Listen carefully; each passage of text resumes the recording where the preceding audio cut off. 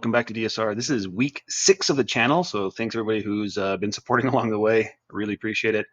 And this is going to be the last video on the October Unearthed Arcana for the Psion update. And this is the Telepath subclass. And spoiler alert, Professor X is not happy. This is 2 thumbs down. This one is a big mess. Okay, so first up, I want to show this is what the previous ratings I would give for the Psion base class in the current version of the Unearthed Arcana. But after a discussion last night, I decided it was worth bumping them up to a B as the face in the face role. They've got a lot of, if you choose the right psionic disciplines and the right skill proficiencies and make your charisma like a 10 or 12, you're actually pretty decent at being the face of the party. So, yeah, they get a B as the face. Let's talk about the Telepath and why is Professor X so unhappy. All right, this subclass is supposed to be the one that's all about mind powers, right? Telepathy, interacting with people's minds, influencing their minds. And this subclass does a very poor job of that. First up, the spell list. They changed a couple spells from the last UA, Speak with Plants and Awaken, which frankly were strange that they were here. Like, why do you have special powers with plants and awakening plants? I don't know. And they replaced that with Slow and Yolanda's Regal Presence, which are fine. But my real problem with the spell list is that 6 of these 10 spells are already on the Psion spell list, and the Psion spell list is weak. It's a problem. And so they desperately need the subclasses to give them the spells. They're going to differentiate them and make them, what they need to be. And this spell list does not do that. This spell list is a big fail. Next up, May versus October. So they had this feature called Mind Infiltrator. It's in both versions. And the only change they made is it expends 1 psionic die instead of 2 now. Now, some of the words change. That's just to clarify a few things. It actually works exactly the same. And frankly, this is a ribbon. Detect Thoughts is not a great spell. Its use case is very niche. I don't know, maybe just, if you're interrogating somebody kind of thing. I think I've seen a player cast this once, and it was kind of useless. This is one of those spells that I think that there was a big miss, like they did with a lot of illusion spells, where they should have given it some base mechanical function in addition to this open-ended, and you can be creative with it too, right? Which is all it is right now. You got this creativity that you could potentially do, but if you are just not happen to be one of those people, or you have a DM who doesn't think that way, right? It ends up being a dud of a spell. And they even made it worse in 2024 versus 2014. So this is a ribbon at best. Next ability, May had Telepathic Hub, which was just total garbage. 10-foot telepathy on the Telepath? I mean, come on. The Soul Knife Rogue has a 1 mile range of telepathy. Come on. Okay, the October version, they threw that away and created an entirely new ability called Telepathic Distraction, which is okay. If an enemy hits one of your allies, you can use your reaction to force them to, you can roll a psionic energy die and subtract it from the number, potentially causing it to miss. Yeah, I mean, that's going to help. That's not going to make your party be like, wow, you're so cool and great. That's just like, oh, okay, nice. It's going to help them miss once in a while. I mean, it's not even as powerful as Silvery Barbs, which every wizard, sorcerer, and bard has, and a few others, and plus everybody who takes Fey Touched. So, again, disappointing feature. Level 6. So the May version had this empowered defense mode. In October, the October version of the base class, they got rid of these modes, right? There was attack mode and defense mode. They got rid of those and redesigned this feature to work without it, but they changed it in 2 big ways. First is that it used to apply to every saving throw, not just intelligence, wisdom, and charisma. Second, you could use it to benefit your allies within the range of your telepathy, which is 10 feet at this level in the May version. Okay, yeah, ridiculous. Anyway, in the October version, it only works on intelligence, wisdom, and charisma, which you're already good at. Like, you have a very high intelligence saving throw. You have a good wisdom saving throw. Yeah, your charisma saving throw probably sucks, but you're going to roll like half a dozen charisma saving throws in an entire campaign. So that's going to have hardly any impact. and you can't use it to benefit your allies. Okay, so this was their number one support feature. And it was like they were making the Telepath a support subclass to give it all these support features and make them, good at the support role, which is cool, right? That's not something that the base Psion was good at, and making a support focused subclass at least made sense from a game design role, party role perspective. But they took that away, and they constrained it to just these three saving throws that you're already good at, or you'll never rarely make. This is garbage now. What a terrible ability. And this doesn't qualify for any role, right? Like, this doesn't help you be a frontliner. This doesn't help you. I don't know. That's all I got to say on that one. Okay, moving on. Still at level 6. So that has feature potent thoughts. It's basically identical. The only thing they changed in the October versions that it gives you a range of your telepathy, a range of 60 feet. The base Psion has a telepathic range now of 30 feet, where in the May version had 5-foot telepathy. So the base Psion has a 30-foot telepathic range, range of telepathy. The Telepath gets upgraded to 60 feet here. Again, my complaint is the Soul Knife Rogue has a 1 mile range. How come and they're a rogue, right? The rogue is their main thing. Psionics is their secondary thing. How come the class, whose whole thing is psionics, isn't better at telepathy? And the Telepath subclass isn't even better at telepathy than the Soul Knife Rogue. It boggles my mind. Okay, but it gives you boost your damage on Psion cantrips by equal to your intelligence modifier, which sounds great, but you have 2 Psion cantrips that deal damage. 2. Neither of them are great. You got Mind Sliver and the infamous, I hate so much, Telekinetic Fling, which is, the mechanics are fine, the name is terrible. So you have 2 spells, 2 cantrips that deal damage, and this is going to boost those. Yeah, it's another big disappointment. If they gave you, if they fixed the spell list, okay, this would be pretty interesting. But okay, moving on to level 10. In both versions, May and October, telepathic bolstering. So the May version, the Psion Telepath got upgraded to 30 feet of telepathy at level 10. Yeah, so that no longer applies. You already have 60 feet. Basically, this works the same as it did before, which is when one of your allies fails an ability check or misses with an attack, you can use your reaction to expend a psionic energy die, roll it, and add it to number, potentially turning a fail into a success. But then they already said it's expended. Actually, I guess they fixed that. No, it still says in the October version, you use your reaction to expend a psionic energy die, and then the final clause says, never mind, you don't expend it if the check still fails. So they should probably fix that wording. And this is, again, okay. Like, this is not going to be so impactful that you're going to feel awesome in a party. Like, this is not going to make you feel awesome. Your allies, the other player is going to be like, oh, cool. Once in a while, this is not going to be a big deal because you're already making, the party as a collective is already making so many attack rolls, right? So in a given fight, there are, let's say, on average of averages, in my games, usually, 3 fights, 3 combats per long rest, and then 2 to 4 rounds of combat per combat. Unless it's a boss, then it could be like 5 to 10. But let's just say, okay, 9 rounds of combat per long rest, just to average it all out. And there's 4 4 players in the party. If 2 of those are marshals, you're probably making, at this level, easily 4 to 6. The party is making 4 to 6 attacks per round of combat. So let's say that's 5 on average times 9 rounds of combat. You're making so many attacks that turning 1 or 2 into a hit that would have missed is just not going to be a big deal to the party, right? You're talking, they're going to make 45 attacks per long rest, and let's say 80% of those land. So you're going to help 4 out of those 9 that missed hit instead. Those are not going to be game-changing moments.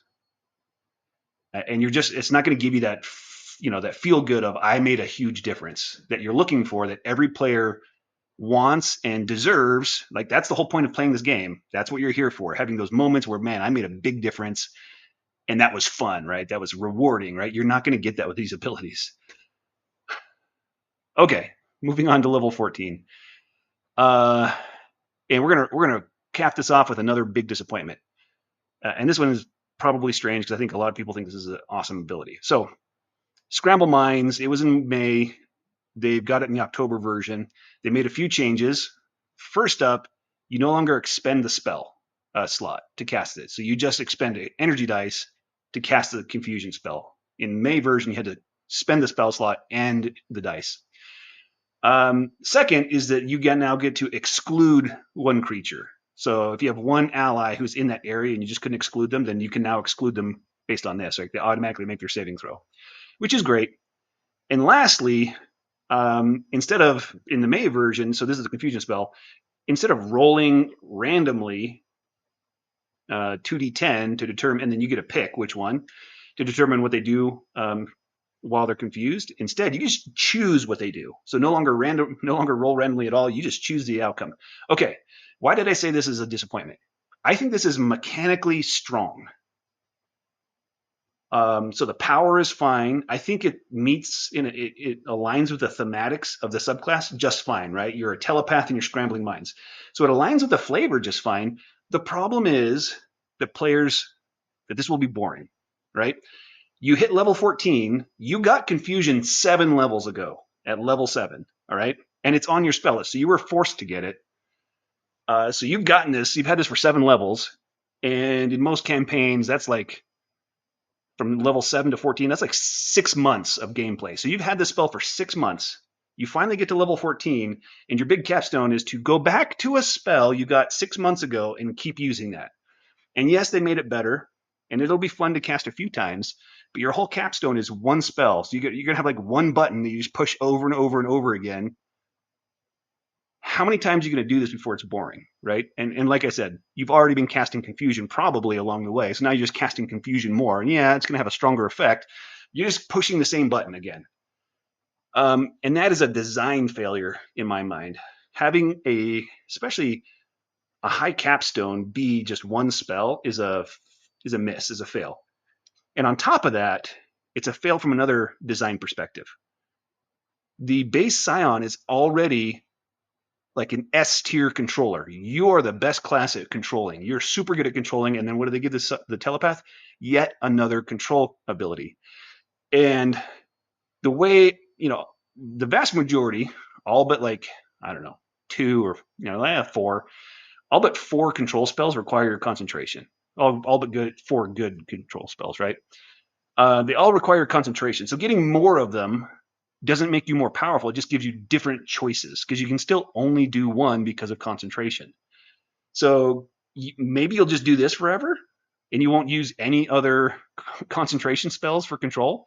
None of the level 5, 6, 7, and you're about to get 8th level spells. Like, I guess you're not going to use any of those for control, even though that's your whole spell list. Like, they just hit that one button way too hard for the Psion. Just like blam controller. Whenever there's a choice about, what do we do here? Give him control abilities, give him control spells, every level, every feature. Just control.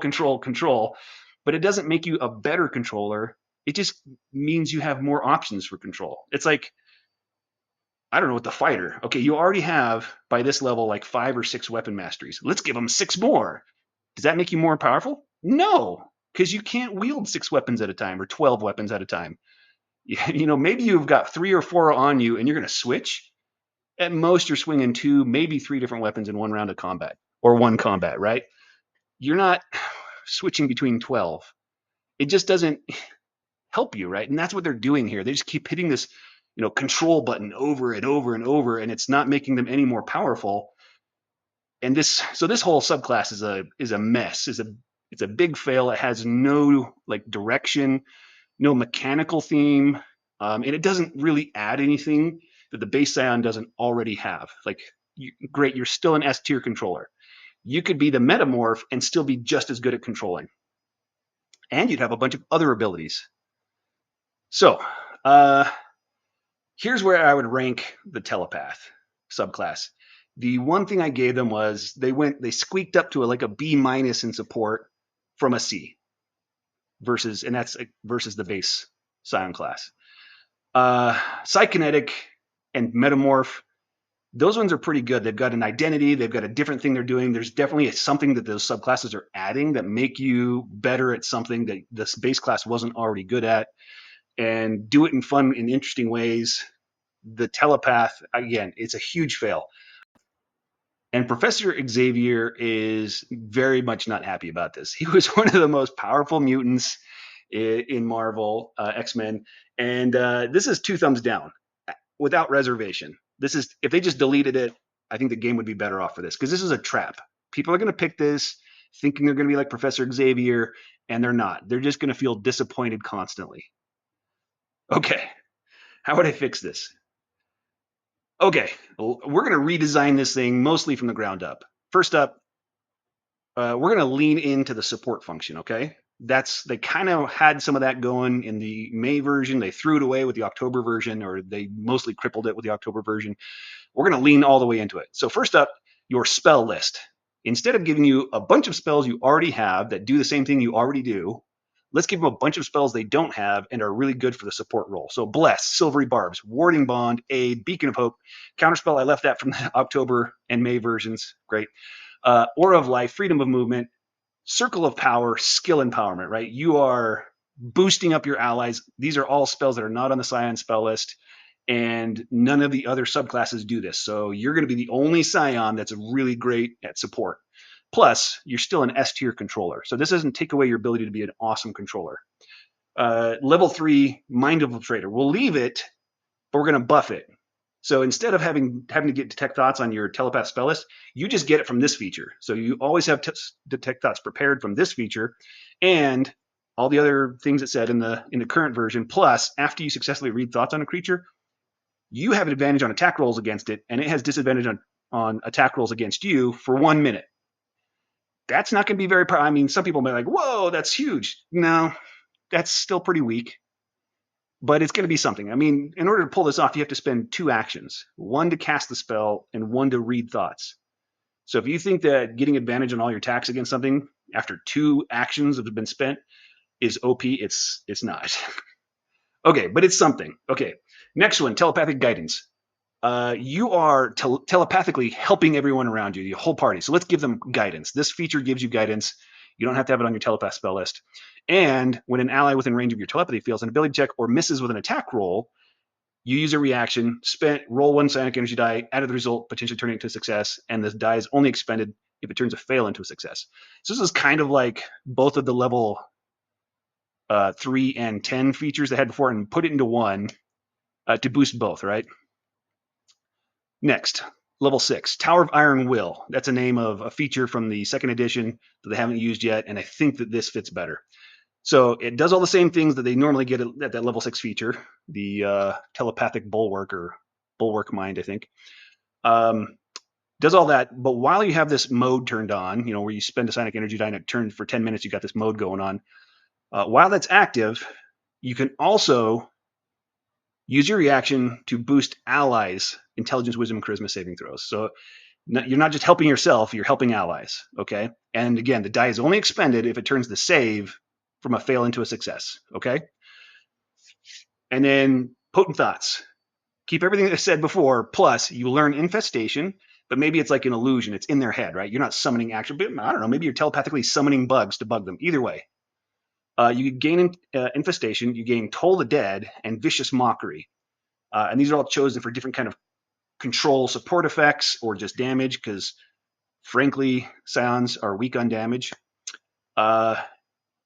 And you can hit 2 adjacent targets with your Psion cantrips now. And when you deal damage to a target with a Psion cantrip, you also reduce their speed with any Psion cantrip. You reduce their speed by 10 feet until the end of its next turn, right? Applying a bunch of control effects, because that's the theme of Psions. Let's give them some cantrips. And frankly, the Telepath doesn't have like any features that are giving it damage. So the Psion base class is terrible at damage. So let's give them some. We're going to lean into the fact that your cantrips are going to be your basic attack that you're going to do most of the time. So you're going to do some control, you're going to do some buffing, and then you're just plinking away with cantrips. Well, let's make you good at it at least, right? And let's make it helpful to the party when you do it. Level 10. All right, we're going to lean into what I think people really expect from a telepath, right? What was really cool about Charles Xavier?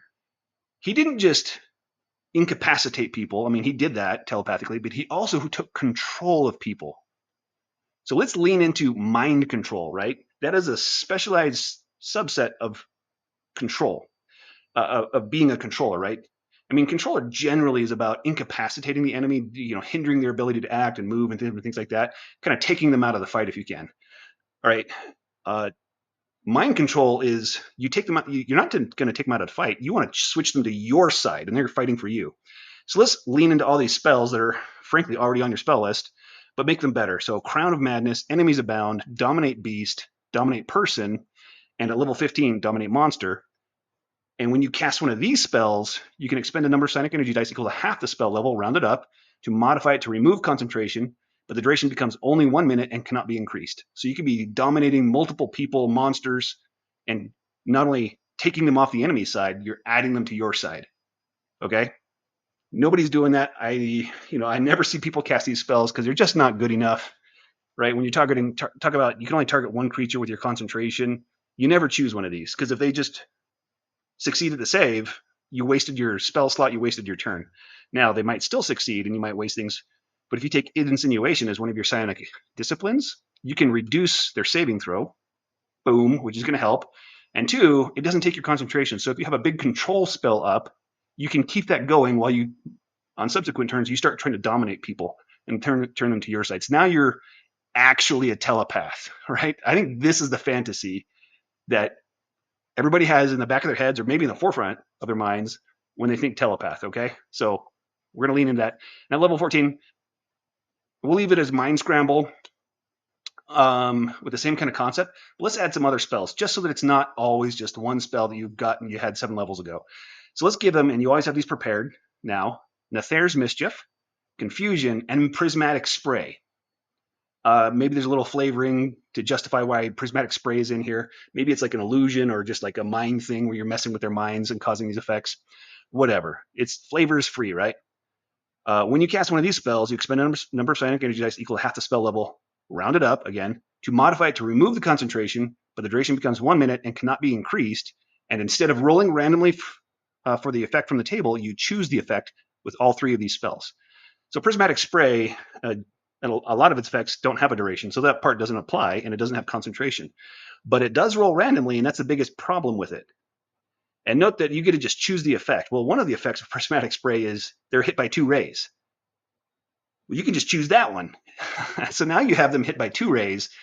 So that can make, and Prismatic Spray is kind of a garbage spell because of that. Its damage isn't so great, and the randomness is just not good. So if you can just choose, if you really want to do a lot of damage, choose 2 effects that are both damage, or choose 1 control effect and 1 damage effect, or whatever.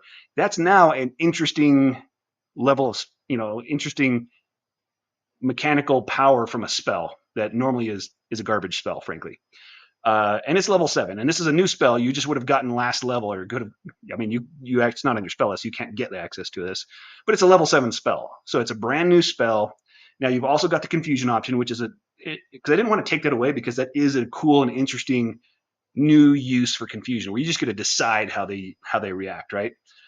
So let's keep that because it's cool. We just don't want it to be the only thing we do. And then also Nether's Mischief, which gives you this interesting flexibility as well, because that has a random table of different effects, and none of them are super strong. But if you start getting to choose every round which effect is occurring, that's pretty interesting. And it's only a level 2 spell. So you know how you now have a level 2, level 4, and level 7 spell that you can use with Mind Scramble. It gives you some flexibility across all your spell levels, depending on the situation. Is this a difficult fight? Is this a medium fight? Is this a boss fight? Do I want to bust out the Prismatic Spray to blast some things? You have some options, right? And it's not always going to be just one button you always hit. I think that this would make an excellent telepath, giving you A-level support. You'd be a B as a frontliner and a C as a tank. And you might be asking why. And it's not because you're the frontliner of the tank, it's because you're dominating the enemy and using them to be the frontliner and tank for you, which is kind of cool because you could, Like you can do some frontlining, have some frontlining functionality from just being a summoner and just summoning something, but those things die so quickly. So instead, you're dominating the enemies who are quite tough, right? And using them to be the tanks and frontliners. So you're covering multiple things for the party in different ways that nobody else is really doing. I think this would be fun to play. I think it would be interesting, and it would stand on its own feet, right? It would be up there, doing very different things than the Psykinetic, very different things from the Metamorph and the Psywarper, and it would feel powerful and a big contributor to the party, but in very different ways that other people aren't doing. So it wouldn't be redundant. That's what I would do. All right, thanks for listening. If you agree, like please fill out the survey, the feedback survey, and let them know what they need to fix. Let them know which things are not good enough, and I don't know, maybe some things are too much, but there's not. I don't know if there's anything that with that. I don't think anything in the Psion is too much. Uh, they do listen to the feedback, so please take the time to fill out that survey. Let your voice be heard. It matters. Let's make the game better before they print this, and then we're kind of locked in with whatever we get. Um, and if you don't agree, I don't know. Let me know in the comments. And otherwise, thanks for listening. Hopefully, I see you next time too.